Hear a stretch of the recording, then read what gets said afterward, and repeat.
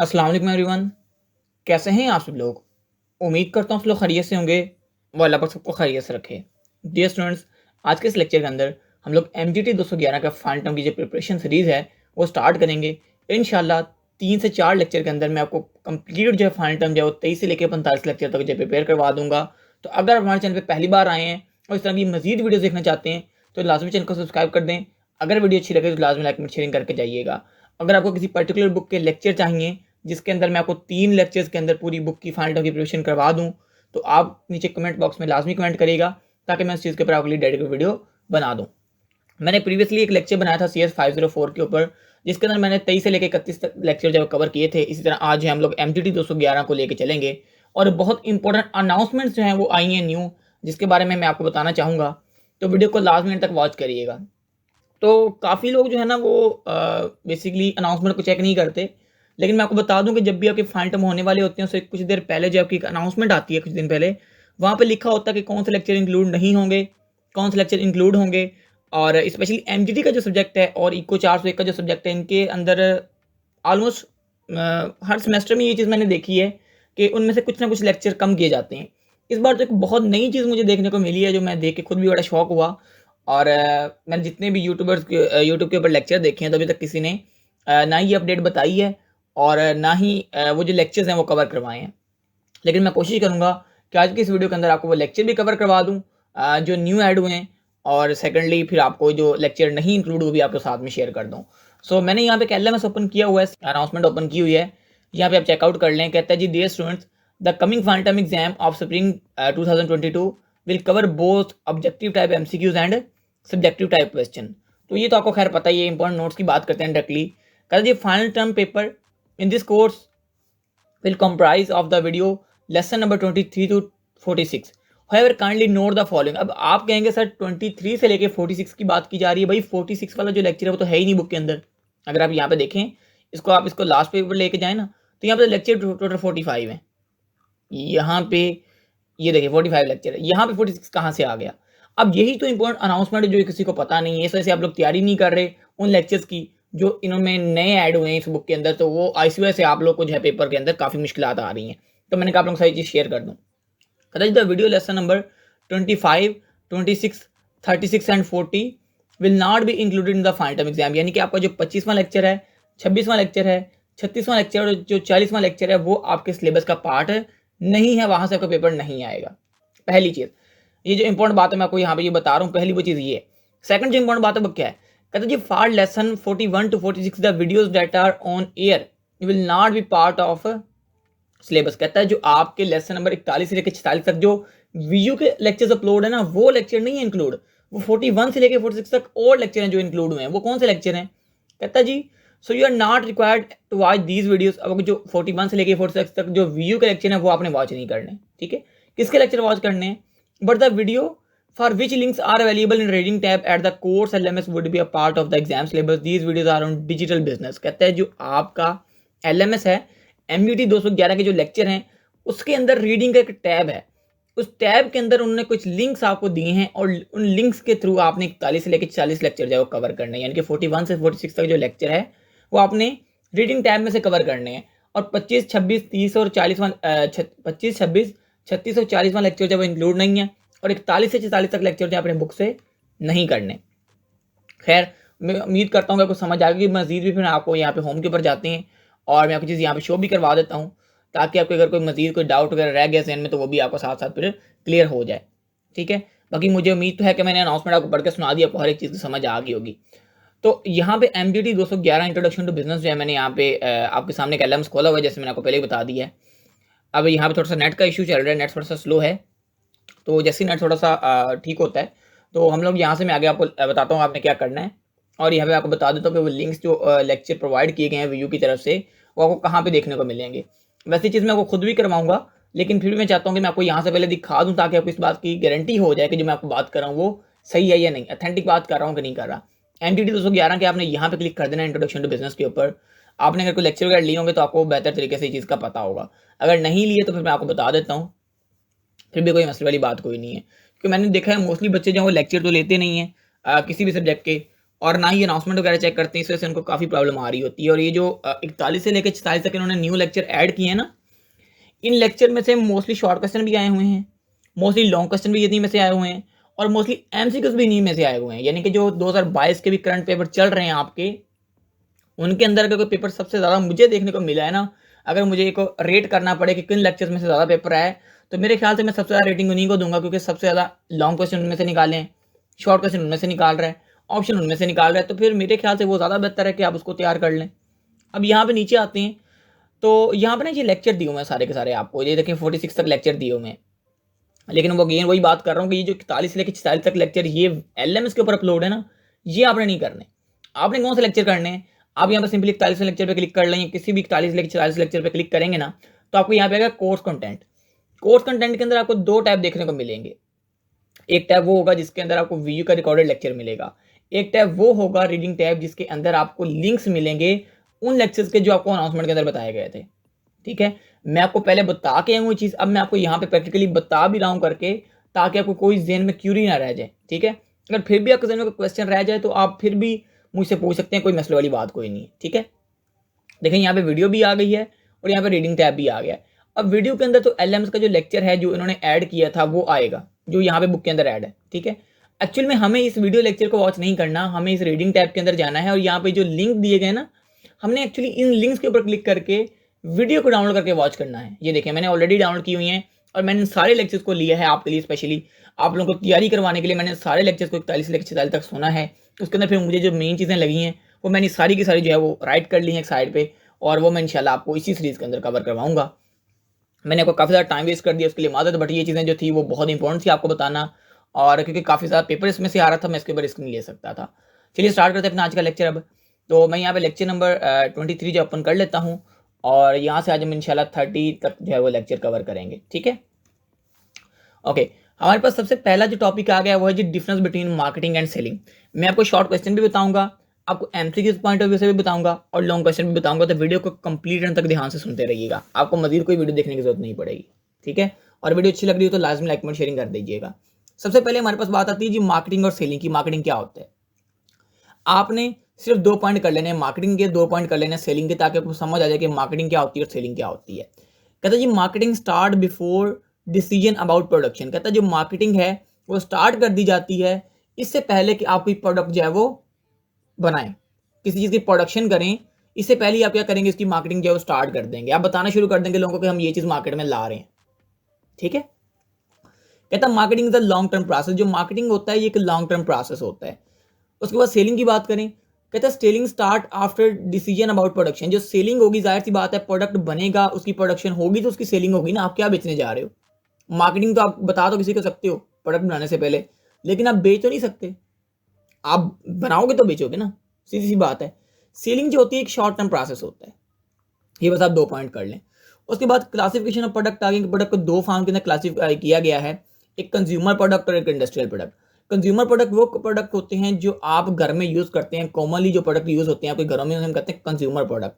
कहता है जी consumer product are consumed after certain use, example tea, soap, toothpaste, shaving cream, cooking oil, etc। यानी कि मैं आपको पहले ही बात बता रहा हूँ कि जो कॉमनली आप प्रोडक्ट यूज करते हो घरों के अंदर वो कंज्यूमर प्रोडक्ट होते हैं। इंडस्ट्रियल प्रोडक्ट वो होते हैं जो आप लोग इंडस्ट्री के अंदर यूज करते हो, कोई बड़ी बड़ी मशीनरी बनाने के लिए। जैसे यहाँ पे लिखा है जी industrial product are use in industries, example raw material, machinery, chemical, computer, hardware and software. अच्छा ये आपके जो यहाँ तक पॉइंट है, 2 प्रोडक्ट्स के नाम, प्रोडक्ट की टाइप कौन सी होती हैं, और ये ये मार्केटिंग एंड सेलिंग, ये इंपॉर्टेंट है, आप इनको कर लीजिएगा। जो इंपॉर्टेंट नहीं होंगे बस मैं आपको पढ़ाता जाऊंगा, मैं आपको निशान नहीं लगाऊंगा। जैसे अब यहाँ पे रिलेशनशिप मार्केटिंग आ गया। रिलेशनशिप मार्केटिंग जो है कोई इंपॉर्टेंट शॉर्ट लॉन्ग नहीं है, बस मैं लेकिन आपको करवा दूंगा, स्किप नहीं करवाऊंगा वो भी। ठीक है, और जो इंपॉर्टेंट नहीं होगा उसको मैं ग्रीन से मार्क करता जाऊंगा, ग्रीन से, और जो इंपॉर्टेंट होगा उसको येलो से मार्क करता जाऊंगा, ताकि आपके लिए फर्क करना ज़्यादा आसान हो जाए। Relationship marketing.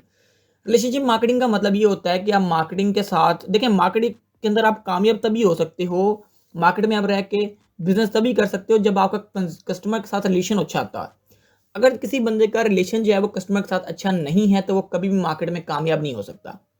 आप मिसाल के तौर पर फर्ज कर लें, आप मार्केट के अंदर गए हैं किसी शॉपकीपर के पास, आपने वहाँ से सामान लिया, अगर तो आपसे अच्छे लहजे से बात करेगा और अच्छा प्रोडक्ट देगा तो आप उसके पास बार बार जाओगे।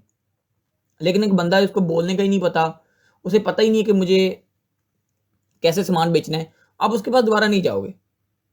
समझ आ रही बात की? तो ये वो चीज़ कहता है कि आप अपनी मार्केट के अंदर अगर आपने सर्वाइव करना है, कामयाब होना है, तो आप एक लॉन्ग टर्म रिलेशन बिल्ड करें अपने कस्टमर के साथ। Long term relation with customer by making, अब वो बता रहा है कि वो रिलेशन बिल्ड कैसे कर सकते हो, बना कैसे सकते हो। जैसे मैंने आपको बताया कि अपना लहजा, अपनी प्रोडक्ट की क्वालिटी अच्छी करें by making phone calls to the customers, sending gift to the customer. कहता है आप कस्टमर को गिफ्ट सेंड करें और फ़ोन कॉल्स करें। मैंने आपको रियलिटी बताई है, ये रियलिटी नहीं है, ये बस एक बुक वाली बात है। ट्रांजैक्शनल मार्केटिंग, ट्रांजैक्शनल मार्केटिंग क्या होता है? ट्रांजैक्शनल मार्केटिंग के अंदर बेसिकली आप ट्रांजैक्शन की स्ट्रेटजीज को फॉलो करते हो कि आपका जो बायर है वो आपको किस तरह जो वो ट्रांजैक्शन करे, अमाउंट सेंड करे, वो उसकी बात कर रहा है। ये भी इंपॉर्टेंट नहीं है, फिर मैं आपको करवा देता हूँ। Transaction with the customer, it is a business strategy that focus on a single point of sale transaction. ये सिंगल पॉइंट के ऊपर फोकस करता है, जिसे आप लोग सेल ट्रांजैक्शन कहते हैं। The emphasising on minimising maximising the efficiency and volume of individual sales rather than developing a relationship with buyer. क्या कहता है मैक्सिमाइजिंग करें, एफिशिएंसी को मैक्सिमाइजिंग करें and volume of individual sales rather than developing a relationship with the buyer. कहता है कि आप अपनी रिलेशन को बनाने को छोड़ें, आप एक अच्छा प्रोडक्ट जो है उसको मार्केट में बेचें, उसका वॉल्यूम ज़्यादा करें, बजाय इसके कि आप रिलेशनशिप बनाने में फोकस करें, आप अच्छा प्रोडक्ट सेल करने में फोकस करें। Factor influencing the marketing system, ये ऑप्शन में पूछा जा सकता है, नाम इनके पूछे जा सकते हैं, अदरवाइज लॉन्ग क्वेश्चन नहीं है। ठीक है, शॉर्ट क्वेश्चन में आ सकता है, ऑप्शन में आ सकता है। ठीक है, ओके। अब ये आगे आगे जी मार्केटिंग इन्वायरमेंट, इनमें से लॉन्ग क्वेश्चन कभी नहीं लगा, शॉर्ट क्वेश्चन के अंदर भी कभी नहीं लगा, बट में भी आ सकता है, तो आप लोग एक बार देख जरूर लीजिएगा। Political and legal environment, basically ये एक्सटर्नल इन्वायरमेंट जो होता है ना मार्केटिंग का, उसकी बात कर रहा है अब। The powerful forces of the external marketing environment.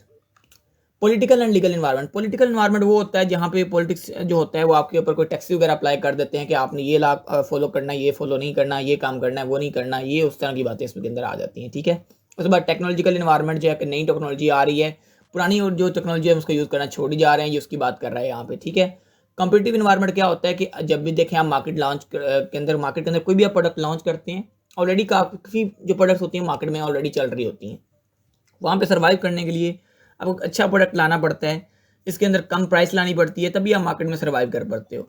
ठीक है, ये मुझे आपको एक और भी दे रहा हूँ क्योंकि इतने ज़्यादा इंपॉर्टेंट तो है नहीं, क्योंकि मैं आपको बहुत ज़्यादा डिटेल से करवाऊँ, बस इनके नाम ही है, एक बार आप याद कर लें, बस काफ़ी है।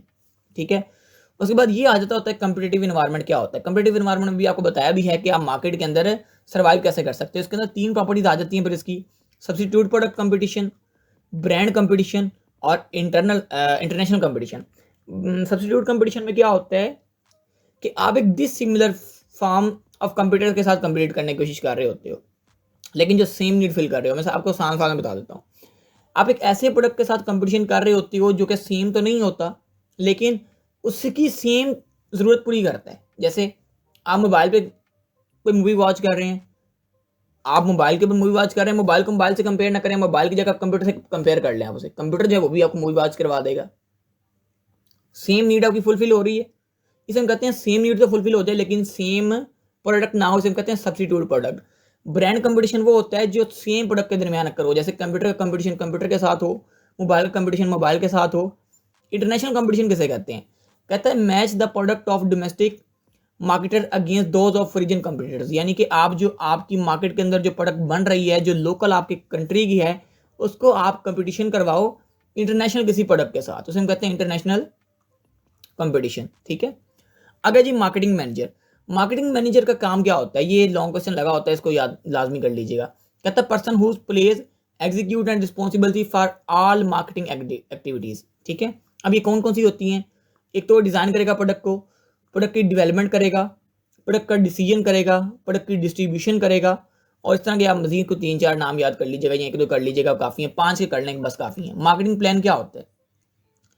Writing document which describe the overall marketing activities for a particular time period. उसके बाद ये इसके मेन पॉइंट दिए गए हैं: marketing strategies, marketing objectives, opportunity analysis, और यहाँ पे एक और कर लें, कंट्रोल कर लें, प्रोजेक्टेड एंड इनकम स्टेटमेंट कर लें। बस 5 का आप लोगों ने कर लें, कोई भी 5 आप लोग कर लें। ठीक है, तो इस लेक्चर के अंदर मेन पॉइंट जो थे मैंने आपको बता दिए हैं। अब आगे जी मार्केटिंग मिक्स का कंसेप्ट, बड़ा इंपॉर्टेंट कंसेप्ट है, बड़ा इंपॉर्टेंट लेक्चर है, ध्यान से समझिएगा। कहते हैं जी film marketing mix are called 4PS। इसे 4PS भी कहा जाता है, क्यों? क्योंकि ये प्रोडक्ट भी कंटेन कर रहा होता है, प्लेस कंटेन कर रहा होता है, प्राइस कंटेन कर रहा होता है, प्रमोशन कंटेन कर रहा होता है। जो मार्केटिंग मिक्स होती है उसके अंदर, क्योंकि वो 4 चीज़ें कंटेन कर रहा होता है, इसलिए हम इसे कहते हैं 4 PS। ठीक है जी। प्रोडक्ट क्या होता है? कहता है द गुड्स और services that are marketed to fill customer wants and needs. अगर आप कोई चीज़ बेच रहे हो मार्केट के अंदर और वो कस्टमर की ज़रूरियात को प्रोडक्ट पूरी कर रहा है तो उसे हम कहते हैं प्रोडक्ट। ठीक है। अगर जी प्राइसिंग, प्राइसिंग क्या होती है? आप एक ऐसी प्राइस सेट करो जिसको ईजी जो है वो बायर बाय कर पाए। प्लेस क्या होता है कि आप उस इलाके में इसको डिस्ट्रीब्यूट करो जहां पे वो अच्छे तरीके से सेल हो जाए। ठीक है। ऐसे इलाके में पोस्ट नहीं कर देनी, डिस्ट्रीब्यूट नहीं कर देनी जहां पे उसका लोगों को पता ही ना हो। प्रमोशन क्या होता है कि आप लोगों को बताओ कि आप कौन सी प्रोडक्ट मार्केट में लॉन्च कर रहे हो, उसके फायदा क्या है, इसको आप क्यों बाय करो, लाइक उसकी प्राइस कम है बाकियों से, और भी काफ़ी चीज़ें हो सकती हैं। और ये आगे वाला जो क्वेश्चन है targeted marketing and marketing segmentation, ये लॉन्ग क्वेश्चन लगा हुआ था इस बार भी, तो इसको भी ध्यान से देख लीजिएगा। अब इसके अंदर क्या कहता है? कहता है जी आइडेंटिफाइंग मार्केटिंग सेगमेंट्स। कंपनी सब divide the marketing into marketing segments. कहता है जो आपकी कंपनीज होती हैं वो आपकी मार्केट को डिवाइड कर देती हैं सेगमेंट्स के अंदर। सेगमेंट्स क्या होते हैं? छोटे छोटे पीस, छोटे छोटे इलाकों के अंदर। Homogeneous group of customer within a market that are significantly different from one another. अब ये जो सेगमेंट्स होते हैं ये एक दूसरे से बिल्कुल डिफरेंट होते हैं, यानी कि किसी को ये किस बेस के ऊपर डिफरेंट कर रहा होगा, किसी को किस बेस के ऊपर डिफरेंट कर रहा होगा। जैसे सर हम लोग क्लास के अंदर टॉपर को साइड पे कर रहे होते हैं, बैक बेंचर को साइड पे कर रहे होते हैं, फीमेल्स को साइड पे कर रहे होते हैं, बॉयज को साइड पे कर रहे होते हैं। तो ये वाली जो चीज़ें हैं इसी तरह इनके ये ग्रुप बनाए जाते हैं जहाँ पे इसको सेगमेंट के अंदर डिवाइड करके प्रोडक्ट उस हिसाब से वहाँ पे डिस्ट्रीब्यूट की जाती है। अब यहाँ पे कहता है जी market segmentation passes the group of customer with similar characteristics behaviours and need. अब ये जो ग्रुप किए जाते हैं कस्टमर्स के, ये कैसे किए जाते हैं? उनके कैरेक्टरिस्टिक के बेस के ऊपर, उनके बिहेवियर के बेस के ऊपर, उनके नीड्स की बेस के ऊपर। The target market can be offered product are priced distribution and promoted differently. अब ये कहता है जो आप लोग मार्केट करते हो प्रोडक्ट को, ये डिफरेंट करते हो हर सेगमेंट के अंदर। किसी के अंदर आप और प्राइस रखोगे, किसी के अंदर आप और प्राइस रखोगे, किसी के अंदर आप और तरह उसको डिस्ट्रीब्यूट करोगे, किसी के अंदर आप किसी और तरह प्रमोट करोगे। यानी कि जो स्ट्रेटेजीज है ना चारों, ये आप अलग अलग फॉलो करोगे हर सेगमेंट के लिए। ठीक है। अच्छा, अब यहाँ पे कहता है जी 4 ऐसी मोस्ट कॉमनली मार्केट सेगमेंट हैं जो यूज की जाती हैं, और ये लॉन्ग क्वेश्चन है। ठीक है। सबसे पहले जियोग्राफिक। लॉन्ग क्वेश्चन लगने लगे ऑप्शन में काफी लगा होता है। जियोग्राफिक कौन सा होता है? जिसके अंदर आप मार्केट सेगमेंट को डिवाइड कर देते हो सर्टेन एरिया के अंदर, सर्टेन सिटीज के अंदर, रीजन के अंदर, कंट्रीज के अंदर, तो वो हमारे पास जियोग्राफिक कहलाता है, जियोग्राफिक सेगमेंटेशन। डेमोग्राफिक सेगमेंटेशन वो होती है जहां पे आप सब डिवाइड करते हो पॉपुलेशन को according to characteristics, age, gender, income, race, occupation and authentic group. Psycho group क्या होता है? Psycho group is the analysis of the people by psychological makeup including activities, interest, opinion and lifestyle. Behavioural segmentation में क्या होता है? आप divide करते हो मार्केट को अकॉर्डिंग टू कस्टमर नॉलेज। अब देखें, मैं आपको वही बात कर रहा था कि आप हर एक को डिवाइड करोगे अलग अलग बेसिस के ऊपर। जैसे हम लोग जियोग्राफी के अंदर उसको डिवाइड कर रहे थे सिटी के अंदर, रीजन के अकॉर्डिंग। डेमोग्राफी के अंदर हम उसको डिवाइड कर रहे थे उसकी कैरेक्टरिस्टिक के अकॉर्डिंग। साइकोग्राफी के अंदर हम लोग उसको डिवाइड कर रहे थे उसके इंटरेस्ट के ऊपर, उसके लाइफ स्टाइल के ऊपर। बिहेवियर के अंदर हम उसको डिवाइड कर रहे थे उसके नॉलेज के ऊपर कि उसको प्रोडक्ट का कितना नॉलेज है। ठीक है। तो अलग अलग वेज होते हैं सेगमेंटेशन करने के, और ये 4 मेन वेज हैं जिसके थ्रू आपको सेगमेंटेशन की जाती है। तो ये इंपॉर्टेंट शॉर्ट क्वेश्चन भी है, इंपॉर्टेंट एमसीक्यूज भी हैं इसमें से आते, तो इसको बिल्कुल भी स्किप नहीं करेगा। 25वां लेक्चर मैंने आपको पहले भी बताया कि आपके सिलेबस के अंदर ऐड नहीं है, तो 25वां लेक्चर को आप बिल्कुल स्किप कर दें। ठीक है। लेक्चर नंबर 26 जो है वो भी आपके सिलेबस के अंदर ऐड नहीं है, तो आपने बिल्कुल उसको भी स्किप कर देना है।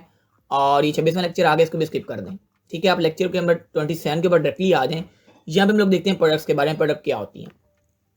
मैंने आपको पहले भी बताया है कि कोई भी चीज़ जो आप मार्केट के अंदर सेल करते हो और सेल करने के बाद कुछ रेवेन्यू जनरेट करते हो उसको बेचकर, तो वो आपकी प्रोडक्ट कहलाती है। Product is anything that can be offered for sale by an organisation and return it can earn profit for the firm. आप जो भी कोई भी चीज़ मार्केट के अंदर बेच रहे हो उसको बेच के अगर कुछ आप अर्निंग जनरेट कर रहे हो तो आपकी प्रोडक्ट कहलाती है। अब 2 तरह की प्रोडक्ट्स होती है, एक टेंजिबल होती है और एक इंटेंजिबल होती है। टेंजिबल प्रोडक्ट वो होती है जिसको आप देख सको, छू सको, और आपकी टेंजिबल होती है।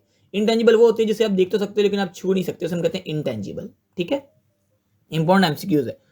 उसके बाद क्लासिफिकेशन ऑफ प्रोडक्ट आ गई है। अब ये यहां से एक लॉन्ग क्वेश्चन निकाला जाता है अक्सर ही, तो ये लाजमी कर लीजिएगा। कंज्यूमर प्रोडक्ट आपको मैंने पहले भी बताया कि जिसको आप घर में यूज करते हैं, मोस्ट कॉमनली जो प्रोडक्ट कंज्यूम की जाती है उन्हें कंज्यूमर प्रोडक्ट कहते हैं। इंडस्ट्रियल प्रोडक्ट वो होती हैं जो कि अदर प्रोडक्ट को प्रिपेयर करने के लिए यूज की जाती हैं। ठीक है। आगे आ जी categories of consumer product and industrial product. Categories आ गई, तो कैटेगरीज के अंदर देखें जी, कन्वेंस गुड में क्या होता है कि good which are convenient to buy for the customer. कहता है जी आप ऐसी गुड को बेचें जो कि कन्वीनियंट हो बायर के लिए, उससे अच्छी कोई प्रोडक्ट ना हो बायर के लिए। Customer has complete awareness of the product, जो कस्टमर है उसको कंप्लीट अवेयरनेस होनी चाहिए उस चीज के बारे में जो आप बेच रहे हो। Customer buy this product frequently, customer उस प्रोडक्ट को फ्रीक्वेंटली बाय करे। शॉपिंग गुड का क्या मतलब होता है, customer move further to acquire these goods. कहता है जो कस्टमर है वो किसी और जगह जाए भी तो इस प्रोडक्ट को खरीदने के लिए जाए, ठीक है, इसकी सर्चिंग के लिए जाए। Customer do have search for getting this good, मैं आपको ऑलरेडी बात कर रहा था वही। उसके बाद यहाँ पे नीचे आ जाए, स्पेशलिटी गुड आ गया है। स्पेशलिटी गुड में क्या होता है, कहता है for these product customer have strong brand loyalty. अब इस तरह की प्रोडक्ट के लिए कस्टमर को जो स्ट्रॉन्ग ब्रांड की लॉयल्टी होनी चाहिए। Customer are very quality, customer को एक अच्छी क्वालिटी प्रोवाइड करें। उसके बाद कैटेगरीज ऑफ इंडस्ट्रियल प्रोडक्ट आ गई हैं। ये कैटेगरीज थी कंज्यूमर प्रोडक्ट की, अब इंडस्ट्रियल प्रोडक्ट की आ गई हैं। इसका सबसे पहली चीज़ आ जाती है कैपिटल आइटम। इसमें कैपिटल गुड आ जाते हैं जो कि लॉन्ग टर्म रहते हैं और एक्सपेंसिव होते हैं, ठीक है। एक्सपेंसिव आइटम में फिर आगे इसको मजीद कैटेगराइज किया गया रॉ मटेरियल के अंदर और यूटिलिटी आइटम के अंदर। रॉ मटेरियल मैंने आपको बताया था कौन सा होता है जो मशीनरी के अंदर यूज किया जाता है, और यूटिलिटी मटेरियल यहाँ पे दिया गया है ऑयल और ग्रीस वगैरह, ठीक है। उसके बाद हमारे पास कॉन्सेप्ट आ गया जी प्रोडक्ट मिक्स का। प्रोडक्ट मिक्स क्या होती है, प्रोडक्ट मिक्स के अंदर हम लोग यहाँ पे आसान अल्फाज में इसको डिफाइन कर देते हैं। यहाँ पे कुछ टॉपिक मिस किए गए हैं, यहाँ पे प्रोडक्ट मिक्स की डिफाइन नहीं दी गई। बहरहाल खैर ये भी ठीक है, इसके अंदर भी सही है ये प्रोडक्ट मिक्स की डिफाइन, बट मैं कुछ और देख रहा था बट वो यहाँ पे दी नहीं गई जो मैं आपको यहाँ पे दिखाना चाह रहा था, बट वो यहाँ पे दी नहीं हुई। खैर प्रोडक्ट मिक्स क्या होता है, sum of all the product offer by a company for sale. अब मैं आपको साथ साथ में बता दूं कि जो कंपनी, एक ही कंपनी अगर अलग अलग चीज़ें सेल कर रही हो मार्केट के अंदर, उससे हम कहते हैं जी प्रोडक्ट मिक्स। एक पहले की कंपनी जो है वो एसी भी बना रही है, पहले की कंपनी जो है फ्रिजें भी बनाई जा रही है, पहले की कंपनी जो है टीवी भी बनाई जा रही है, तो उससे हम कहते हैं प्रोडक्ट मिक्स, यानी कि एक ही कंपनी अलग अलग चीज़ें सेल कर रही है। उसके बाद आ जाता है प्रोडक्ट लाइन का कॉन्सेप्ट। प्रोडक्ट लाइन के अंदर क्या होता है, depth wise expansion of any company card product line, यानी कि एक कंपनी कितने प्रोडक्ट्स बेच रही है मार्केट के अंदर, उसे हम कहते हैं डेप्थ वाइज एक्सपेंशन। ये आप पढ़ लें, कहते हैं if a company is producing TV sets like black and white, medium size, large size and small size TV, then it will be card product lines of the company. उसके बाद ये steps for production development. अब steps कौन से होते हैं, सबसे पहले आप आइडिया जनरेशन करें, ये ऑप्शन लगा हुआ था। आइडिया स्क्रीनिंग करें, प्रोटोटाइपिंग करें, प्रोडक्ट की टेस्टिंग करें, उसके बाद कमर्शलाइजिंग करें। यहाँ से अक्सर ऑप्शन निकाले जाते हैं कि कौन सा फेज पहले होता है कौन सा बाद में होता है, तो ये जरा ज़हन में रखिएगा, ठीक है। उसके बाद आगे जी लेक्चर नंबर 28। लेक्चर नंबर 28 के अंदर ज़्यादा चीज़ें इंपॉर्टेंट नहीं है, कुछ थोड़ी सी चीज़ें हैं जो इंपॉर्टेंट है, मैं आपको वो करवा देता हूँ। इसके अंदर एक दो क्वेश्चन है जो बहुत इंपॉर्टेंट है, बाकी सारे बिल्कुल फजूल है, ठीक है। जो इंपॉर्टेंट है मैं आपको वो बता देता हूँ। थोड़ा सा थ्रेटिकल सा है ये, बोरिंग करेगा आपको, बट मैं कोशिश करता हूँ कि आपको पहले कंसेप्ट दूँ ताकि बहुत ज़्यादा बोर ना करें। जब भी देखें प्रोडक्ट बनाई जाती है, सबसे पहले इसका होता है इंट्रोडक्शन स्टेज।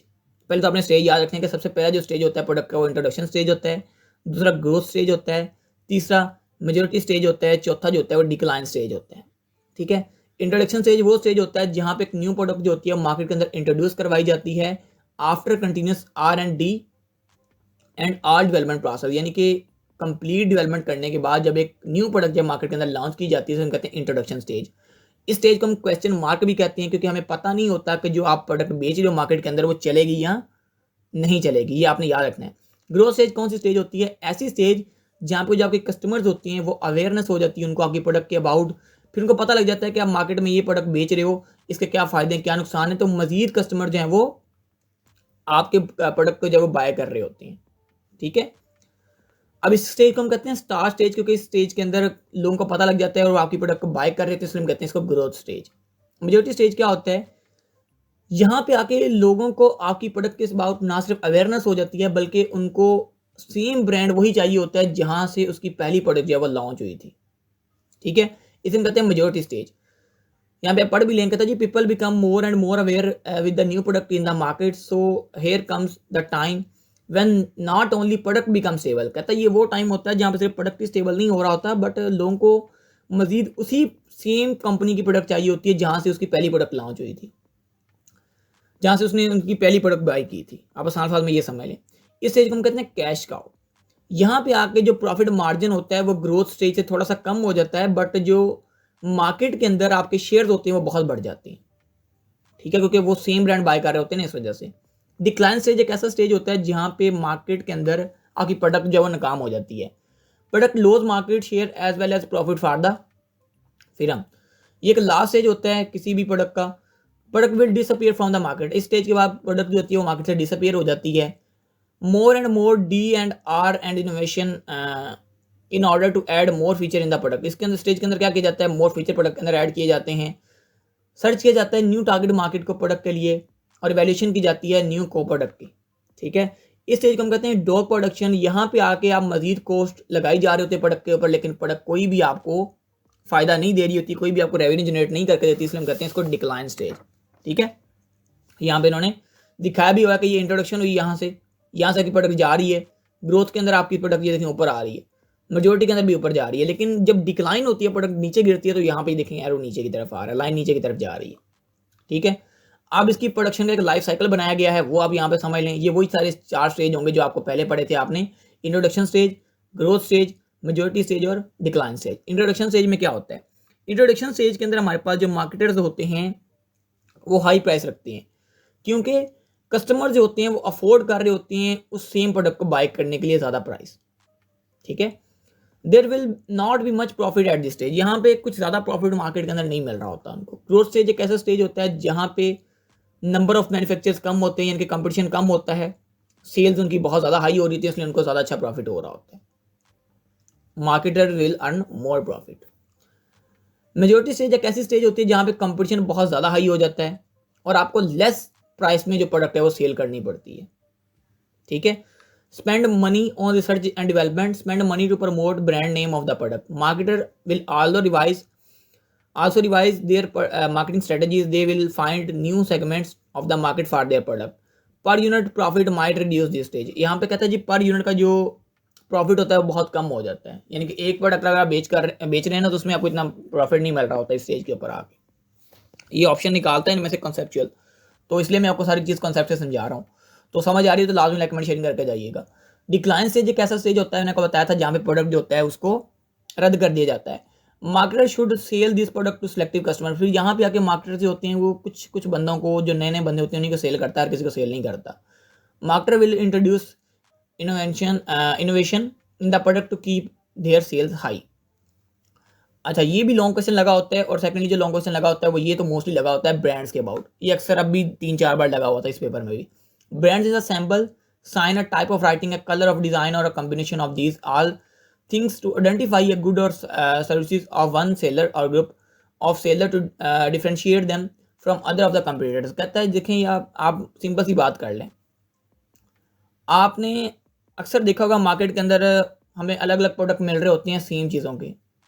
ठीक है, जैसे आप शैम्पू की बात कर लें, लाइफ बॉय मिल रहा है आपको, हेड एंड शोल्डर मिल रहा है, तो वहाँ पे उनके ब्रांड्स के जो लोगो हैं वो अलग हैं, उनका टाइप ऑफ राइटिंग अलग है, उनका कलर कॉम्बिनेशन अलग है, तो वो हमें आइडेंटिफाई करवाते हैं कि ये कौन सा प्रोडक्ट है। इसे हम कहते हैं ब्रांड की आइडेंटिफिकेशन करना। अब ब्रांडिंग प्रोसेस में कौन सी चीज़ें आ जाती हैं, ये शॉर्ट क्वेश्चन भी लगा होता है, लॉन्ग क्वेश्चन भी लगा होता है। कहते हैं जी branding is the process in which any identification is suggested for the product. Branding एक ऐसा प्रोसेस होता है जिसके अंदर आप प्रोडक्ट की आइडेंटिफिकेशन करवाते हो मार्केट के अंदर।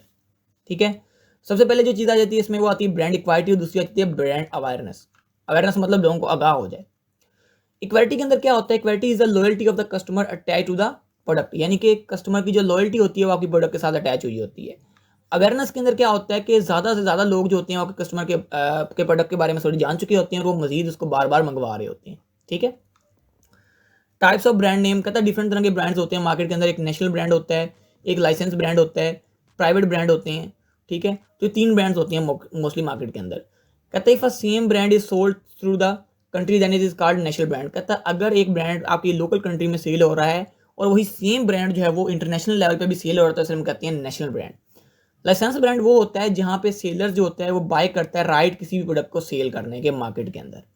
ठीक है, प्राइवेट ब्रांड वो होता है जहाँ पे जो मैन्युफैक्चरर होता है वो यूज़ करता है brand of some retailer while manufacturing the product, यानी कि यहाँ पे वो रिटेलर का यूज़ करता है प्रोडक्ट को सेल करवाने के लिए।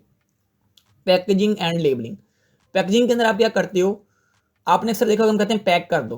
पैक करने का मतलब क्या होता है कि प्रोडक्ट को पैक कर दो, ड्रेस कर दो, डिजाइनिंग कर दो उसकी, उसके ऊपर कोई शॉपर वगैरह चढ़ा दो। लेबलिंग क्या होता है, कहता है part of package contain name, content and name of manufacturer of the product is called as label. ठीक है, उसके बाद है जी लेक्चर नंबर 29। लेक्चर नंबर 29 के अंदर हम लोग देख लेते हैं यहाँ पे कौन सा कॉन्सेप्ट है। प्राइसिंग क्या होता है? Pricing is the value which a seller receive in exchange of good और सर्विसेज। यानी कि प्राइसिंग का मतलब होता है कि अगर एक सेलर कोई चीज़ सेल कर रहा है और उसके बदले में उसको मार्केट से कुछ रेवेन्यू इनकम जनरेट हो रही है, उसे हम कहते हैं प्राइसिंग, कि उसको कितनी इनकम जनरेट हो रही है।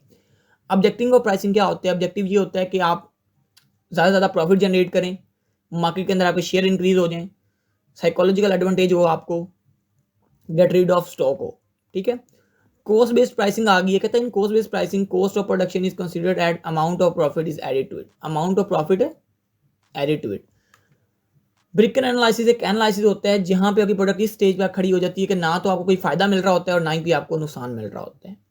ठीक है। यहाँ पे दो चीजें आ जाती हैं इसको कैलकुलेट करने के लिए, एक फिक्स कॉस्ट और एक वेरिएबल कॉस्ट। फिक्स कॉस्ट ऐसी कॉस्ट होती है जिसके अंदर आपके नंबर ऑफ प्रोडक्शन इंक्रीज हो ना हो, लेकिन आपकी जो कॉस्ट है वो फिक्स रहती है। वेरिएबल कॉस्ट ऐसी कॉस्ट होती है जो कि चेंज हो जाती है नंबर ऑफ प्रोडक्शन के साथ। ठीक है। या पढ़ भी लें, कहता है fix cost fix regardless the number of units are produced. यानी कि उसको फिक्र नहीं होती कि कितने नंबर ऑफ यूनिट प्रोड्यूस हुए हैं, लेकिन उसकी प्राइस फिक्स ही रहती है। वेरिएबल कॉस्ट ऐसी कॉस्ट होती है जहां पे आपकी नंबर ऑफ प्रोडक्शन के ऊपर डिपेंड कर रही होती है आपकी cost. Total cost is equal to fix cost plus variable cost, इसका फार्मूला दिया गया है। Product of new market, sorry pricing of new market. Pricing of new market के अंदर यहाँ पे ये लॉन्ग क्वेश्चन भी लगा होता है, शॉर्ट क्वेश्चन तो अक्सर ही लगा होता है।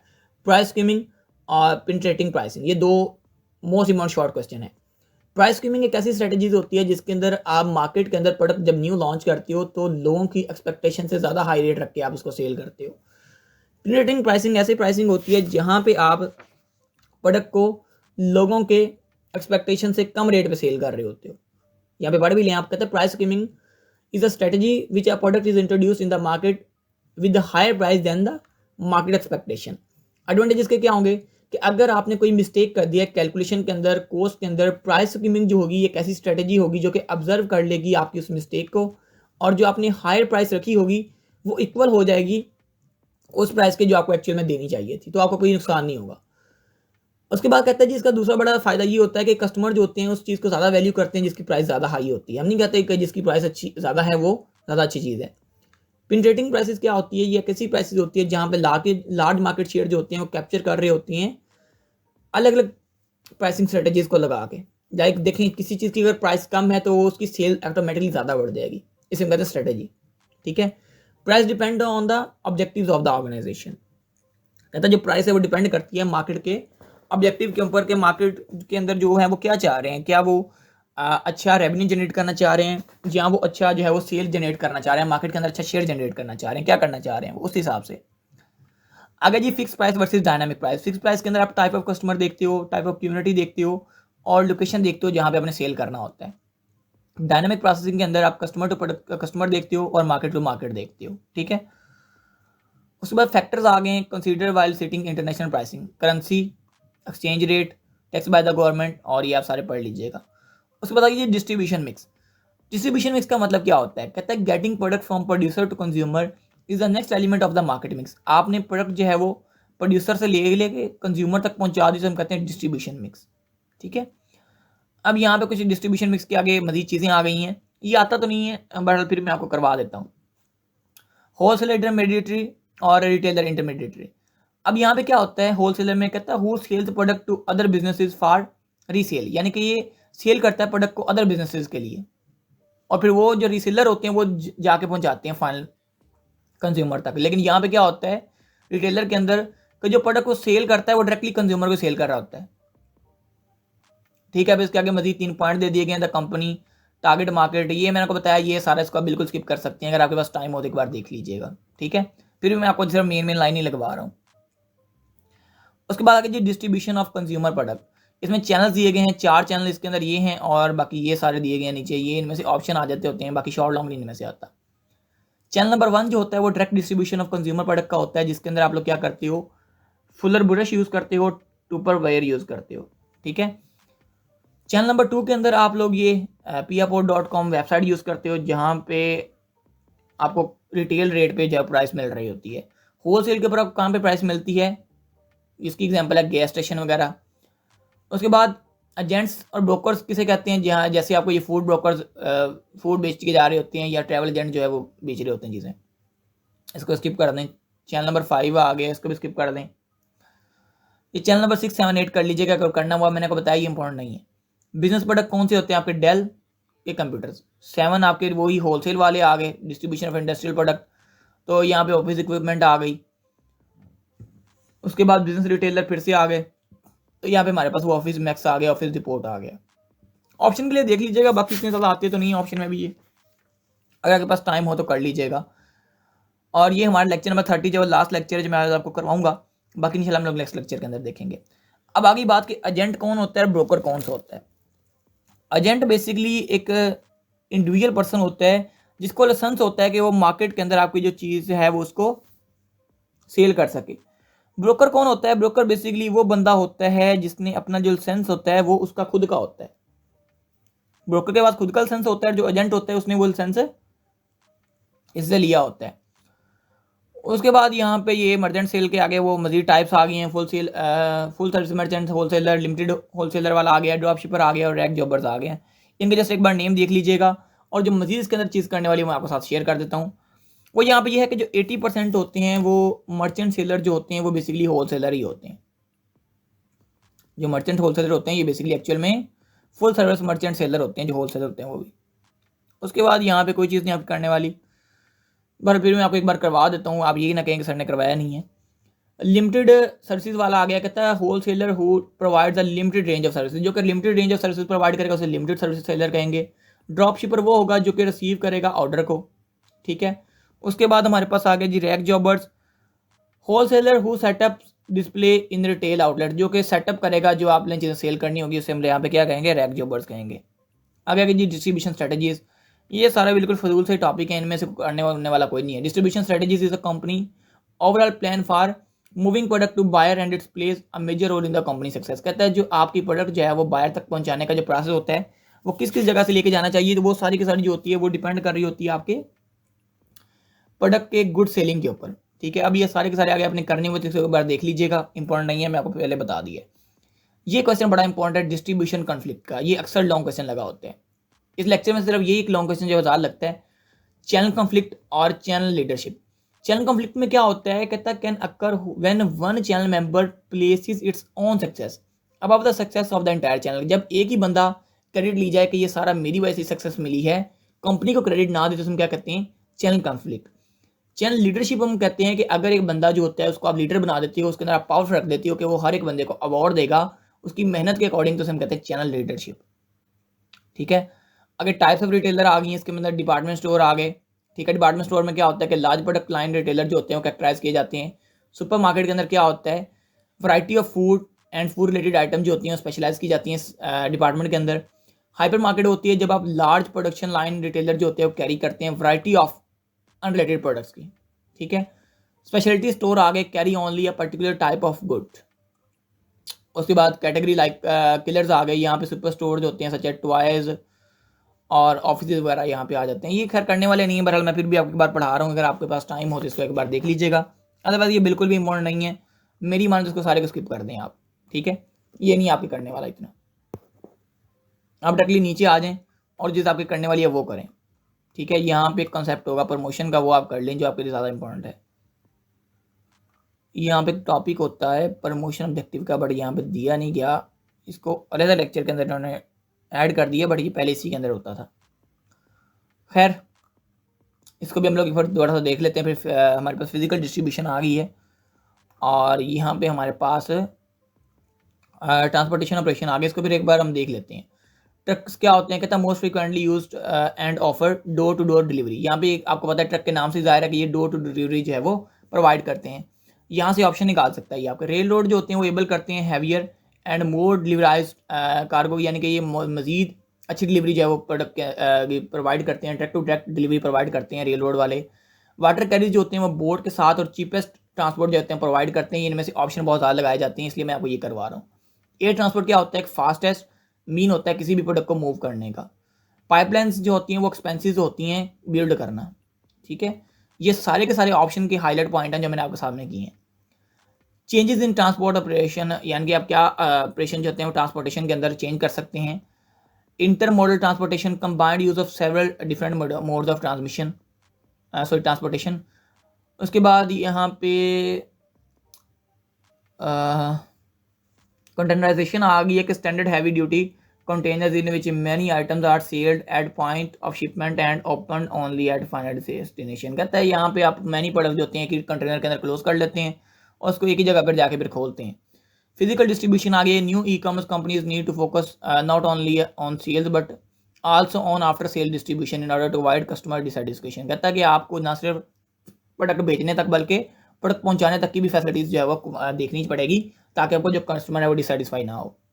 ठीक है, उसके बाद ऑर्डर फुलफिलमेंट आ गई है और ई कस्टमर सर्टिफिकेशन आ गई। Order fulfilment begins when sales it ends with getting the product in good condition and on time the customer and each sale transaction। कहता है जब आपकी प्रोडक्ट जब ऑन टाइम पे पहुंच जाए और उसकी अच्छी जो आपको रिव्यू मिल जाए मार्केट से कस्टमर से सॉरी, तो ये आपकी गुड सेल में आ जाता है। तो मेरे ख्याल से तो यहाँ पे सिर्फ यही ट्रांसपोर्टेशन ऑपरेशन जो है इन्हीं को देखना चाहिए ऑप्शन पॉइंट ऑफ व्यू के लिए। ये आप स्किप कर सकते हैं। ठीक है, पर फिर भी एक एक लाइन मैंने करवाई है, इसको एक बार देख लें तो बेहतर है।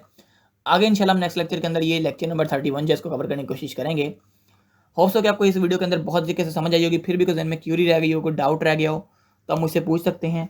मिलते हैं इंशाल्लाह अगले लेक्चर के अंदर, तब तक के लिए इजाज़त दीजिए जी अपने हौसला दोस्त शानली को। अल्लाह हाफिज़, अस्सलाम वालेकुम।